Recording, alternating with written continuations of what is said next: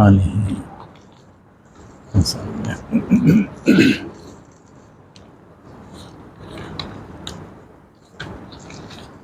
الحمد للہ وکفى وسلام علی عباده الذین اصطفى لا سیما علی سید الرسل وخاتم الانبیاء وعلى آلہ الاصفیاء والرضوان على أصحابه الأتقياء أما بعد فأعوذ بالله من الشيطان الرجيم بسم الله الرحمن الرحيم وَلَنَبْلُوَنَّكُمْ بِشَيْءٍ مِّنَ الْخَوْفِ وَالْجُوعِ وَنَقْصٍ مِّنَ الْأَمْوَالِ وَالْأَنفُسِ وَالثَّمَرَاتِ وَبَشِّرِ الصَّابِرِينَ اما بعد، حاضرین گرامی قدر، آج موجودہ سیلابی صورتحال کا ایک مختصر سا جائزہ لیں گے کہ یہ حالات کیسے رونما ہو رہے ہیں اور اس میں ہماری ذمہ داریاں کیا ہیں۔ صاحبو، وطن عزیز میں آنے والے حالیہ سیلاب نے ایک بڑے انسانی اور مالی المیے کو جنم دیا ہے۔ اس سیلاب کے نتیجے میں بہت بڑا سانحہ رونما ہوا۔ 2005 اور 2010 سے بھی بڑا سانحہ ہے۔ ہزاروں انسان شہید ہو گئے اور لاکھوں مویشی پانی میں بہہ گئے۔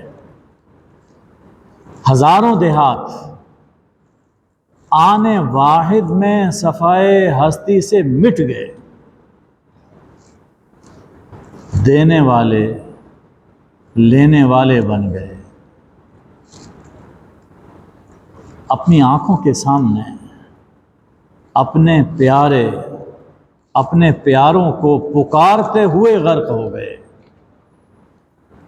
کوئی اپنے پیاروں کو بچا نہیں سکا۔ نماز جنازہ نہیں ہے، اور کہیں جنازہ ہے تو قبر کے لیے زمین نہیں ہے۔ کھانا ہے تو پانی نہیں، پانی ہے تو کھانا نہیں۔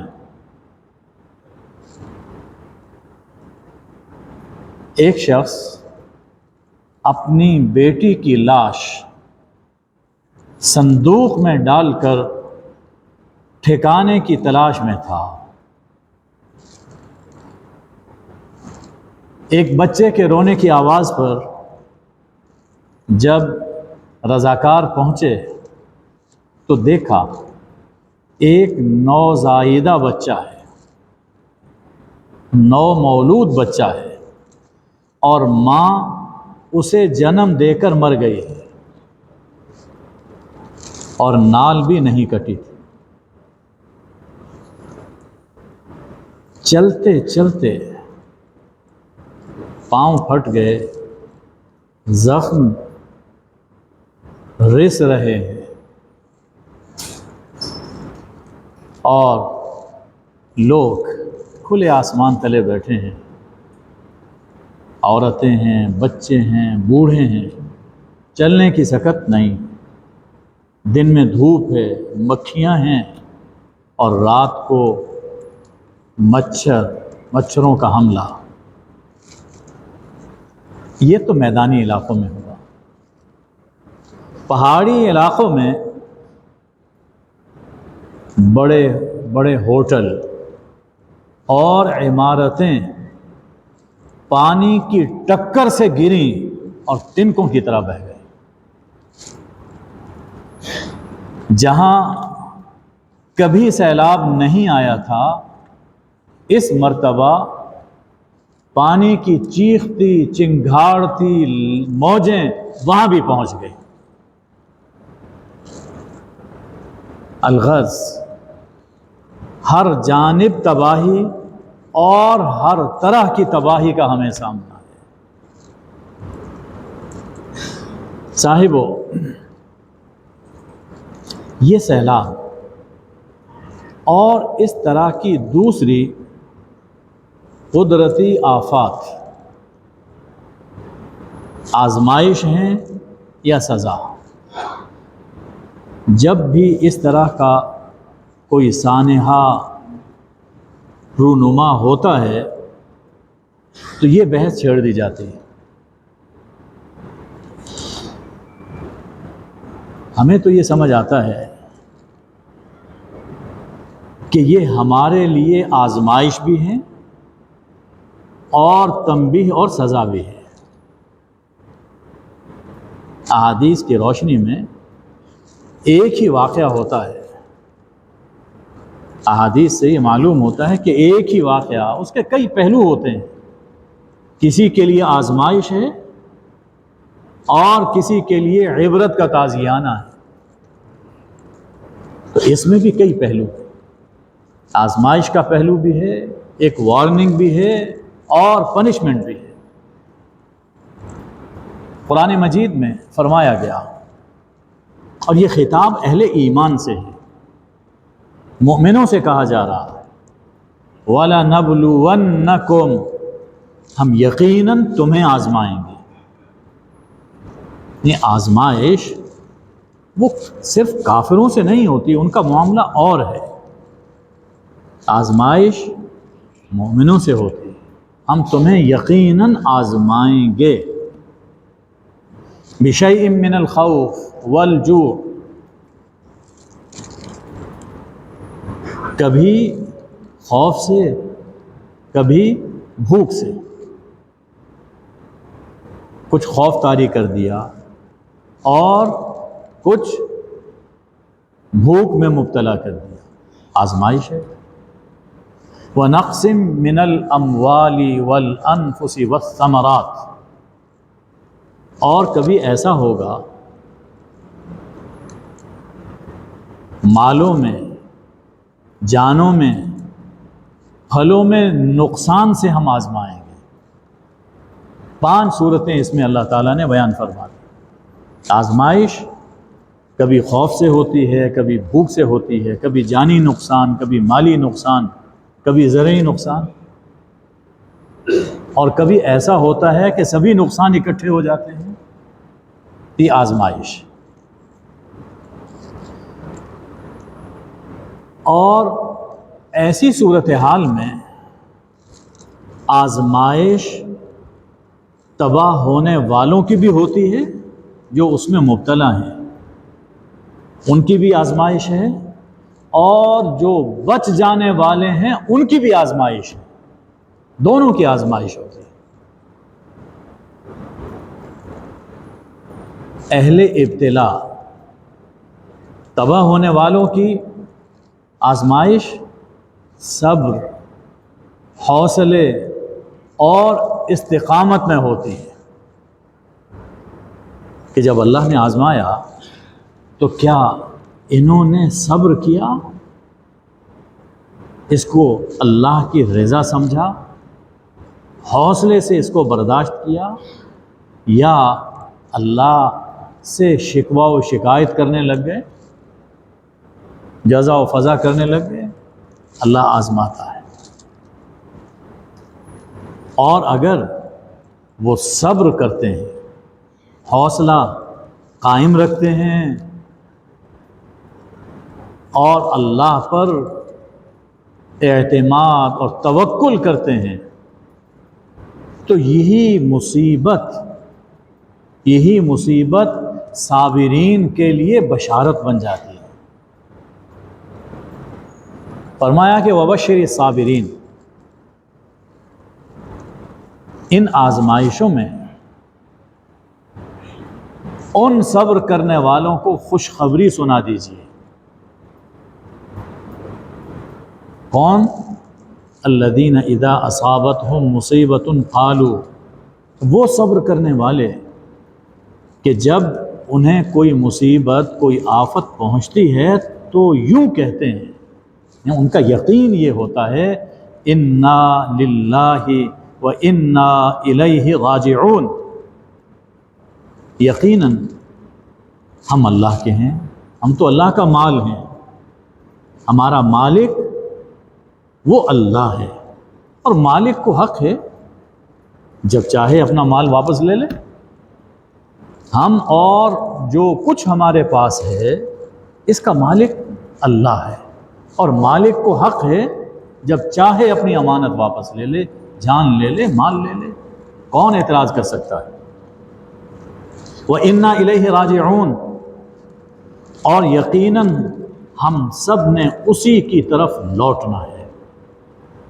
یعنی آج اگر ہمارے پیارے ڈوب گئے، ہمارا مال بہہ گیا، مویشی غرق ہو گئے، نقصان ہو گیا، تو بہت جلد وہ وقت آنے والا ہے کہ جب ہم بھی اس دنیا سے رخصت ہوں گے اور اپنے ان پیاروں سے جا ملیں گے۔ تو اللہ تعالیٰ نے تسلی دے، اللہ انہیں تسلی دے دیتا ہے، صبر دے دیتا ہے۔ تو جن لوگوں کا یقین یہ ہوتا ہے انا للہ و انا الیہ راجعون، اللہ فرماتا ہے اولئک علیہم صلوات من ربہم ورحمہ، یہی لوگ ہیں جن پر رب کی عنایتیں ہوتی ہیں، یہی لوگ ہیں جن پر رب کی رحمتیں برستی ہیں۔ وَأُولَئِكَ هُمُ الْمُهْتَدُونَ، اور یہی لوگ ہیں جو ہدایت پائے ہوئے ہیں، ہدایت یافتہ لوگ، سیدھی راہ پر یہی لوگ۔ تو آزمائش کی ان گھڑیوں میں جو لوگ مبتلا ہیں ان کے صبر اور حوصلے کی آزمائش ہے، اور جو ابتلا سے بچے ہوئے ہیں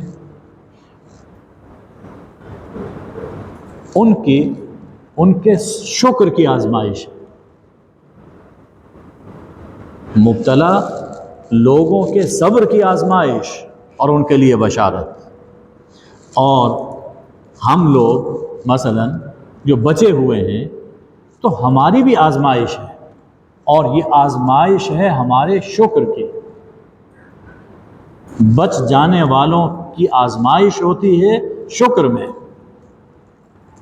اور ایسے حالات میں جب لوگ ڈوب رہے ہوں، بے خانماں ہوں، تو ایسے حالات میں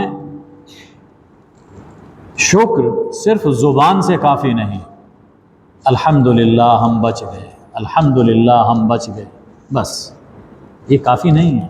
یہ بھی شکر ہے، لیکن لسانی شکر ایسے حالات میں کافی نہیں ہے، اور یہ حقیقی شکر نہیں ہے، بلکہ جان و مال سے ان کے ساتھ تعاون کرنا، انہیں اپنے پاؤں پر کھڑا کرنے کی کوشش کرنا، ان کا حوصلہ بڑھانا، یہ عملی شکر ہے، اور اس وقت اس کی ضرورت ہے۔ ہم سن رہے ہیں، پڑھ رہے ہیں کہ لوگ دل کھول کر تعاون کر رہے ہیں، باہر سے بھی امداد آ رہی ہے، ہر شخص جو کر سکتا ہے اپنی بساط کے مطابق کر رہا ہے۔ آپ نے پڑھا ہوگا مزدور بھی فنڈ جمع کروا رہے ہیں، بچے اپنا گولک اٹھا کر وہ بھی لے آئے کہ اس میں جتنے پیسے ہیں وہ بھی اس میں رکھ لیجیے۔ ایک جذبہ ہے خیر کا، محبت کا، ایثار کا، اخوت کا، اور یہ قوم کی زندگی کی علامت۔ یہ خیر جب تک باقی ہے قوم باقی رہتی ہے، اور اگر یہ جذبہ فنا ہو جائے تو پھر قوم بھی فنا ہو جاتی ہے۔ الحمدللہ یہ جذبہ باقی ہے۔ حضور اکرم صلی اللہ علیہ وسلم نے ایسے مواقع پر فرمایا کہ بادروا بالصدقہ فإن البلاء لا يتخطاها، صدقے میں جلدی کیا کرو، صدقے میں جلدی کیا کرو، اس لیے کہ بلا مصیبت صدقے سے آگے نہیں بڑھ سکتی۔ صدقہ دو گے تو مصیبت اور بلا پیچھے رہ جائے۔ اور یہ بھی فرمایا کہ ان الصدقۃ لتطفئ غضب الرب وتدفع میتۃ السوء، یہ صدقہ، یہ خیرات، یہ ایک دوسروں سے تعاون، اس سے اللہ کا غضب ٹھنڈا ہوتا ہے۔ اللہ کا غضب، اس کی ناراضی ٹھنڈی ہوتی ہے، اور خود انسان کو یہ فائدہ ہوتا ہے کہ انسان صدقہ کرنے والا بری موت سے بچ جاتا ہے۔ یہ انسان کو فائدہ ہے۔ ذرا اس آیت پر غور کیجئے جس میں فرمایا کہ وَأَنفِقُوا مِمَّا رَزَقْنَاكُمْ مِن قَبْلِ أَن يَأْتِيَ أَحَدَكُمُ الْمَوْتُ، موت آنے سے پہلے پہلے ہمارے دیے ہوئے رزق میں سے خرچ کرو۔ ایسا نہ ہو کہ موت سرہانے آ کھڑی ہو تو انسان کہے لولا اخرتنی الی اجل قریب، آپ نے مجھے کچھ اور مہلت کیوں نہ دے دی، فاصدق واکن من الصالحین، کہ میں صدقہ کر لیتا اور میں اپنا کردار بہتر بنا لیتا، آپ نے مجھے کچھ اور مہلت کیوں نہ دے دی۔ یہاں اس پہ غور کیجئے کہ ان لمحات میں، موت کے ان لمحات میں، انسان نماز کی تمنا نہیں کر رہا، مجھے کچھ اور مہلت کیوں نہ مل گئی کہ میں 2 رکعت اور پڑھ لیتا، ایک روزہ رکھ لیتا، کوئی حج یا عمرہ کر لیتا، یہ بات نہیں فرمائی گئی۔ یہاں ذکر کیا گیا ہے صدقے کا۔ اس حدیث کی روشنی سے اس آیت کا معنی یہ سمجھ میں آتا ہے کہ صدقہ کرنے سے انسان کی موت میں آسانی ہوتی ہے، اللہ تعالیٰ بری موت سے بچاتا ہے۔ اسی طرح حضور اکرم صلی اللہ علیہ وآلہ وسلم نے فرمایا، حضرت ابی ہریرہ رضی اللہ عنہ سے یہ روایت ہے، ایک شخص نے عرض کی یا رسول اللہ ای الصدقۃ اعظم اجرا، کس صدقے کا ثواب بڑا ہے، بڑا ثواب کس صدقے پہ ہوتا ہے؟ تو فرمایا کہ ان تصدق وانت صحیح شحیح تخشى الفقر وتأمل الغنى، بڑا ثواب اس صدقے پہ ملتا ہے کہ جب انسان صحت مند ہے اور دل میں مال کی حرص موجود ہے، ہر انسان کے دل میں ہوتی ہے، خرچ کرنے سے دھڑکا ہوتا ہے کہ کہیں میرا مال کم نہ ہو جائے،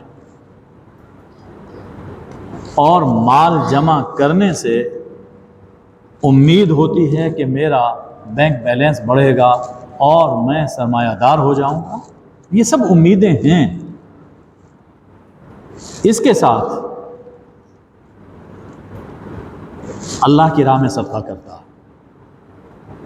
فرمایا کہ ولا تمہل، صدقے کو مؤخر مت کرو، ٹالو مت، یہاں تک کہ جب روح حلق کو پہنچ جائے تو اس وقت کہو فلاں کو اتنا دے دو، فلاں جگہ پر اتنا خرچ کر دو، فلاں کو کے لیے یہ وصیت ہے۔ فرمایا کہ اس وقت تمہارا کہنا بیکار ہے، اس لیے کہ وہ جو مال ہے اللہ کے حکم کے مطابق فلاں فلاں کا ہو چکا۔ تو جب انسان صحت مند ہے، اسے ہر طرح کے اندیشے ہیں، وسوسے ہیں، ان حالات میں جب صدقہ کیا جاتا ہے اللہ اس پر اجر بھی بے پناہ عطا فرماتا ہے۔ ایک اور حدیث میں آپ نے اس کی وضاحت بھی فرمائی، اور یہ روایت حضرت ابو سعید خدری رضی اللہ تعالی عنہ سے ہے۔ فرمایا لَأَن يَتَصَدَّقَ الْمَرْءُ بِدِرْهَمٍ فِي حَيَاتِهِ بِدِرْهَمٍ خَيْرٌ لَهُ مِنْ أَن يَتَصَدَّقَ بِمِئَةٍ عِنْدَ مَوْتِهِ۔ اپنی زندگی میں صحت کی حالت میں انسان 1 درہم، فرض کیجئے 1 روپیہ، 100 روپیہ وہ خرچ کرتا ہے اپنی زندگی میں صحت کے زمانے میں، یہ اس سے بہتر ہے کہ موت کے وقت 100 درہم خرچ کرے یا 1 لاکھ روپیہ خرچ کرے، اس لیے کہ اس وقت تو ساری امیدیں ٹوٹ چکی، اسے معلوم ہے کہ میرے پلے، میرے ہاتھ کچھ بھی نہیں، میں نے خالی ہاتھ یہاں سے جانا، چلو اب یہ اس کو دے دو اور اس کو دے دو۔ جب اپنے پاس رکھنے کی، رہنے کی امید ہو، اسے برتنے کی امید ہو، اس کے پاس منصوبے ہوں، پھر اللہ کی راہ میں خرچ کرتا ہے، اس پر بے پناہ اللہ اجر و ثواب عطا فرماتا ہے۔ قرآن پاک کا اسلوب بھی دیکھیے کہ جب کبھی ضرورت ہو قوم کو اور ملک کو تو اس وقت خرچ کرنے کا اجر عام حالات سے زیادہ ہوتا ہے۔ سورہ الحدید میں فرمایا وَمَا لَكُمْ أَلَّا تُنْفِقُوا فِي سَبِيلِ اللَّهِ، تمہیں کیا ہوا کہ تم اللہ کی راہ میں خرچ نہیں کرتے؟ وَلِلَّهِ مِيرَاثُ السَّمَاوَاتِ وَالْأَرْضِ، حالانکہ زمینوں، آسمان، یہ سب اللہ کی ملکیت ہے، بالآخر سب ان سب کا مالک اللہ ہے، تمہارے پاس کچھ نہیں رہے گا۔ تو جب سب کچھ اللہ کے پاس جانا ہی جانا ہے تو کیوں نہ اپنی زندگی میں اپنے ہاتھ سے اللہ کی راہ میں دو؟ موت کے بعد جائے گا تو تمہیں کوئی اجر نہیں ہے، اپنی زندگی میں اپنی راہ اپنے ہاتھ سے خرچ کرو گے تو اجر ہے۔ فرمایا لا يستوی منکم من انفق من قبل الفتح وقاتل، جن لوگوں نے فتح مکہ سے پہلے اللہ کی راہ میں خرچ کیا اور جہاد کیا، وہ اور جن لوگوں نے فتح مکہ کے بعد اللہ کی راہ میں خرچ کیا اور جہاد کیا، یہ سب برابر نہیں ہے۔ وہ بڑا کٹھن وقت تھا، مشکل دور تھا، اس میں ایک ایک پیسے کی قدر تھی۔ بعد میں تو فتوحات ہو گئیں، جہاد کے دروازے کھل گئے، تو وہ جو پہلے کے لوگ ہیں ان حالات میں جن لوگوں نے خرچ کیا ان کی اللہ کے یہاں بڑی قدر و قیمت ہے۔ تو یہ اصول سامنے آیا کہ جب کوئی افتاد پڑتی ہے، جب کوئی ضرورت ہوتی ہے، قوم کو ضرورت ہو، ملک کو ضرورت ہو، تو ان مواقع میں جب خرچ کیا جاتا ہے تو اللہ کے یہاں سے اجر بھی بے پناہ ملتا ہے۔ تو الحمدللہ ہماری قوم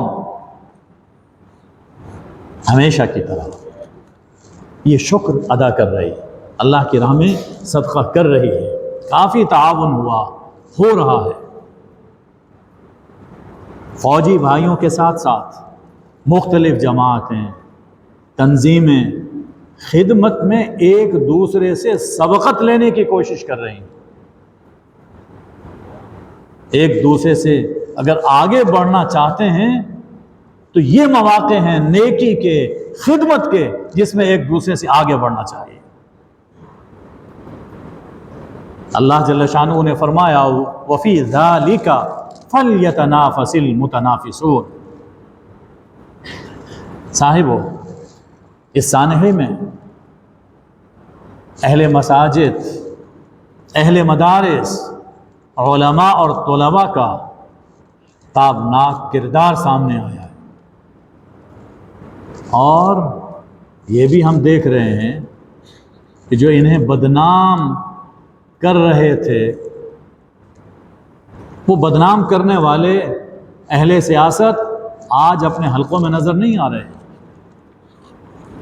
معلوم نہیں کہاں ہیں، اہل سیاست نظر نہیں آ رہے، اور وہ لوگ جو تمام سال انسانی حقوق کے نام پر ادھم مچاتے ہیں، موم بتیاں جلاتے ہیں، آج وہ بھی کہیں دکھائی نہیں دے رہے۔ صاحبو، مصیبت کی اس گھڑی میں جہاں لوگوں نے ایثار اور قربانی کا جذبہ دکھایا، اپنے آفت رسیدہ بھائیوں کا ہاتھ تھاما، وہاں ایسے بے درد اور خود غرض لوگ بھی سامنے آئے جنہوں نے ضرورت کی ہر چیز مہنگی کر دی۔ کاروبار ان حالات میں یوں کاروبار کر رہے ہیں جیسے زندگی میں ایسا موقع شاید پھر نہ ملے۔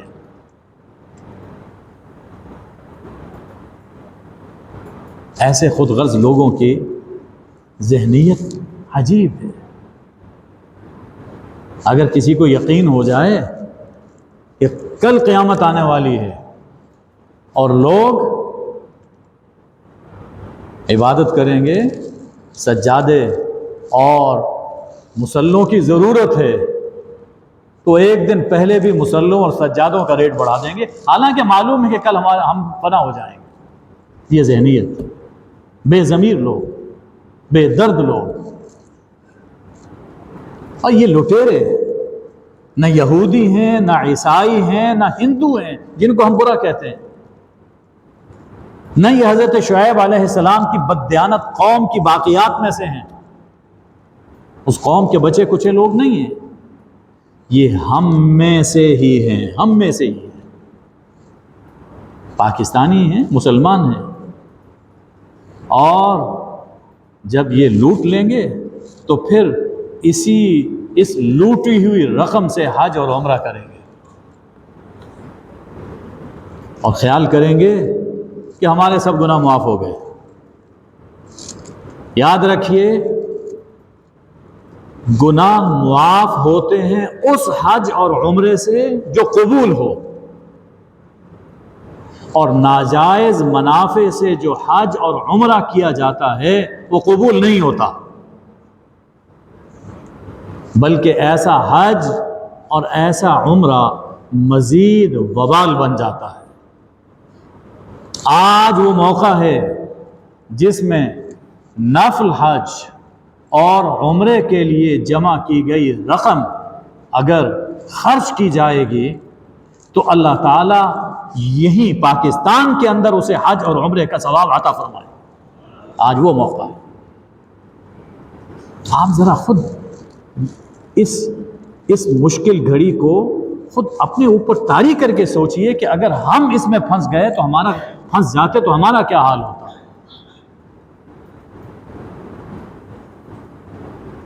اور ہمارے بھائی 3 کروڑ سے زیادہ، 3 کروڑ اور کئی لاکھ لوگ پھنسے ہوئے۔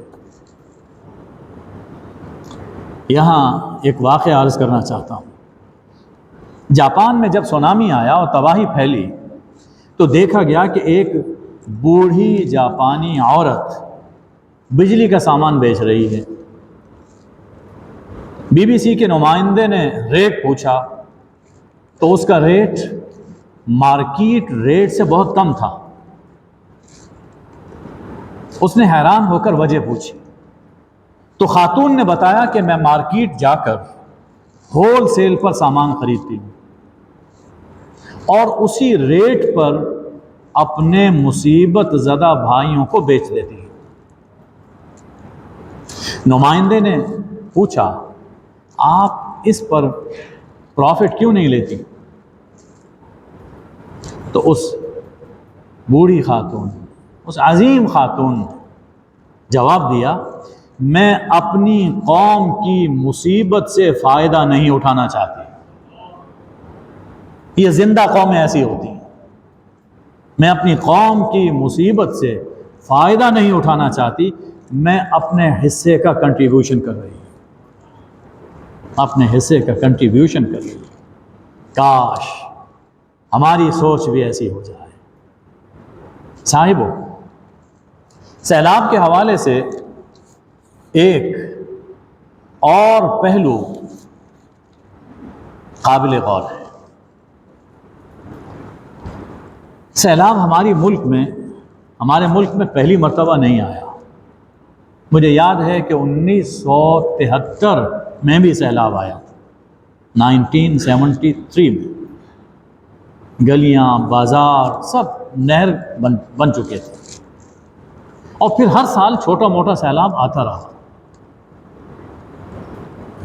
یہ 2010 میں پھر بڑا سیلاب آیا، اور اب 2022 میں اس سے بھی بڑا سیلاب آیا۔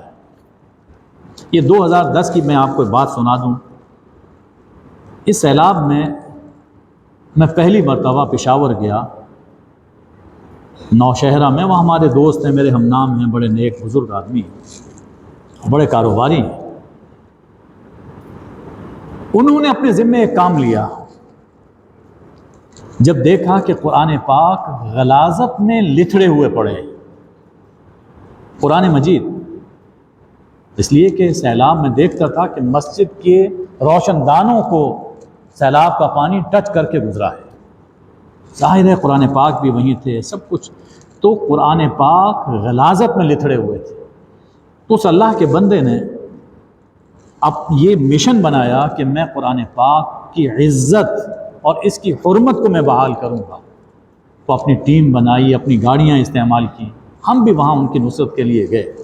اس پورے دیہات کے اندر ہم گھومیں، دیکھا بہت ناگفتہ بے صورتحال تھی۔ اپنے فون پہ لے آتے تھے، قرآن مجید کو صاف کرتے، جو تلاوت کے قابل ہو جاتے انہیں بھیج دیتے تھے، باقی کو وہ صاف ستھرا کر کے خوشبو لگا کے دفن کر دیتے تھے۔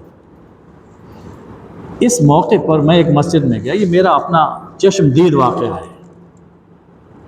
نیچے وہ مڈ وہ جمع ہوا تھا، تو یہ پنکھے لگے ہوئے ہیں، تو دونوں جگہ پر وہ خالی جگہ تھی۔ میں نے پوچھا کہ یہ کیا ہے؟ انہوں نے بتایا کہ سیلاب جب آیا ہوا تھا یہاں، تو پانی نیچے ہوا، نیچے وہ کیچڑ وہ جم گیا، اب چور آئے پنکھے اتارنے کے لیے۔ اب پنکھے اوپر تھے، ہاتھ نہیں پہنچ رہا تھا، سیڑھی تھی نہیں، تو یہ مسجد میں جتنے قرآن پاک پڑے ہوئے ہیں، ان کو اوپر تلے رکھ کر اس کے اوپر کھڑے ہو کر انہوں نے پنکھے اتارے۔ یہ ہمارے معاشرے میں ایسے کردار میں موجود، سنگ دل، یعنی سنگ دلی کا لفظ بھی بہت کم ہے۔ اس حیوانیت کو، اس درندگی کو، اس بے ضمیری کو کوئی لفظ بیان نہیں کر سکتا۔ اور میں نے سنا کہ پھر وہیں پر سیلاب نوشہرہ میں بھی آیا ہوا ہے، اللہ تعالیٰ ان کی حفاظت فرمائے۔ تو خیر، یہ ایک بڑا سیلاب آیا۔ اب سوچئے کہ اس کی وجہ کیا ہے؟ پہلے سے بھی بڑا سیلاب۔ دیکھیے، بارشیں تو دنیا بھر میں ہوتی ہیں اور اس سے زیادہ ہوتی ہیں، کہیں پورا سال ہوتی رہتی ہیں، لیکن ایسی خوفناک تباہی نہیں ہوتی۔ اب بھی ان دنوں میں بھی چین کے 3 علاقوں میں سیلاب ہے، کوئی انسان نہیں مرا، نہیں ڈوبا ہے، کوئی ہنگامہ نہیں، کوئی تباہی نہیں، ریسکیو کر رہے ہیں۔ ہم سارا سال قطرہ قطرہ پانی کو ترستے ہیں، اور جب اللہ پانی دیتا ہے تو پانیوں میں ڈوب جاتے ہیں۔ حالانکہ سیلاب کے اسی پانی کو اگر سنبھالا جائے تو ہماری معیشت سنبھل جائے، سیلاب کے انہی پانیوں کو اگر سنبھالا جائے تو ہماری معیشت سنبھل جائے۔ لکھنے والے لکھتے ہیں اس سیلاب میں، موجودہ سیلاب میں 36 ارب ڈالر کا میٹھا پانی ضائع ہوا ہے۔ تو آخر اس تباہی کی وجہ کیا ہے؟ وجہ یہ ہے کہ ہم نے دریاؤں، ندیوں، نالوں کے بند مضبوط نہیں کیے، پانی کی صدیوں سے بنی قدرتی گزرگاہوں کو بیچا، خریدا، ان راہوں میں گھر بنائے، فصلیں اگائیں،